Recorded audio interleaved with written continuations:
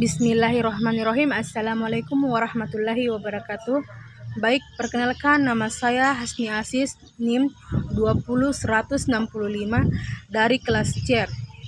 Baik, saya akan menjelaskan tentang pengukuran mortalitas dan morbiditas. Next, kematian mortalitas.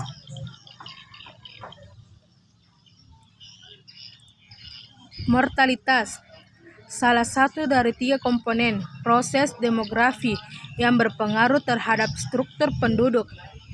Barometer dari tinggi rendahnya tingkat kesehatan masyarakat di daerah tersebut. Kematian terkait dengan masalah sosial dan ekonomi. Informasi kematian berguna untuk proyeksi penduduk untuk perencanaan pembangunan. Evaluasi program yang terkait dengan kebijakan kependudukan. Next, 3 konsep yang terkait dengan mortalitas. Nah, yang pertama itu lahir hidup, life birth. Yang kedua, lahir mati, fetal death. Yang ketiga, mati death. Next, definisi menurut UN dan WHO. Mati death, keadaan menghilangnya semua tanda-tanda kehidupan secara permanen yang bisa terjadi setiap saat setelah kelahiran hidup. Mati hanya bisa terjadi setelah terjadi kelahiran hidup. Nah, keadaan mati selalu didahului dengan keadaan hidup. Tidak ada mati kalau tidak pernah ada hidup. Lahir mati tidak dimasukkan dalam mati maupun hidup. Morbiditas, penyakit atau kesakitan. Morbiditas dalam arti sempit dimaksudkan sebagai peristiwa sakit atau kesakitan. Dalam arti luas, morbiditas mempunyai pengertian yang jauh lebih kompleks. Tidak saja terbatas pada statistik atau ukuran tentang peristiwa-peristiwa tersebut, tetapi juga faktor yang mempengaruhi seperti faktor sosial, ekonomi, dan budaya. Next,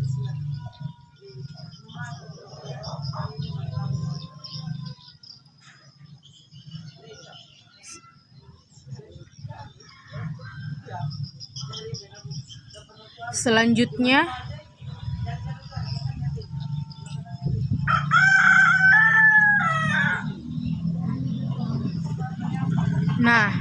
pengukuran morbiditas.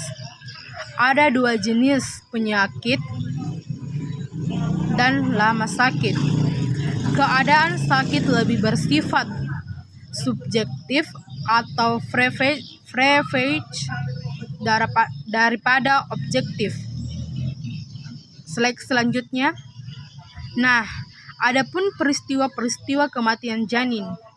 Yang pertama itu abortus, kematian janin menjelang dan sampai 16 minggu. Yang kedua itu imatur, kematian janin antara umur kandungan di atas 16 minggu sampai pada umur kandungan 28 minggu. Yang ketiga itu prematur, kematian janin dalam kandungan pada umur di atas 28 minggu sampai waktu lahir. Next, selanjutnya. Adapun prevalence rate adalah frekuensi penyakit lama dan baru yang berjangkit dalam masyarakat di suatu tempat atau wilayah negara pada waktu tertentu. Adapun rumusnya yaitu PR sama dengan jumlah penyakit lama ditambah penyakit baru per jumlah populasi berisiko dikali K. Nah, adapun contoh kasus. Yang pertama itu pada suatu puskesmas terdapat 500 warga. 340 diantaranya adalah perempuan. Nah, sedangkan 250 laki-laki. 25 orang menderita influenza pada tanggal 28 Desember 2021. 2 hari kemudian bertambah menjadi 30 orang lagi. Nah, berapakah prevalensi pada tanggal 30 Desember 2021? Nilai K-nya adalah 100%. Jawaban PR sama dengan jumlah penyakit lama ditambah penyakit baru per jumlah populasi berisiko dikali K. Nah, 25 ditambah 30 per 500 dikali 100 sama dengan 55 per 500 dikali 100 sama dengan 11 orang. Nah, itulah tadi contoh kasus. Nah, kematian bayi di luar rahim. Yang pertama, lahir mati, stillbirth. Kematian bayi yang cukup masanya.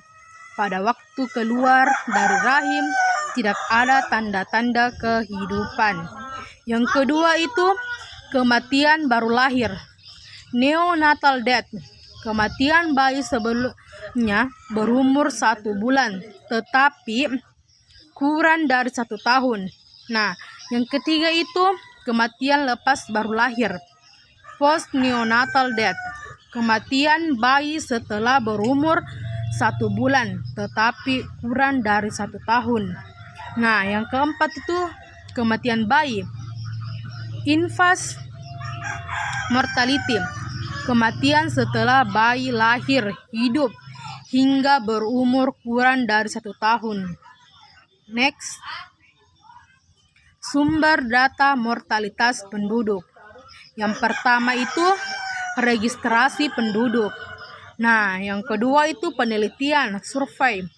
Biasanya penelitian kematian penduduk ini dijadikan satu dengan penelitian kelahiran, fertilitas yang disebut dengan penelitian statistik vital.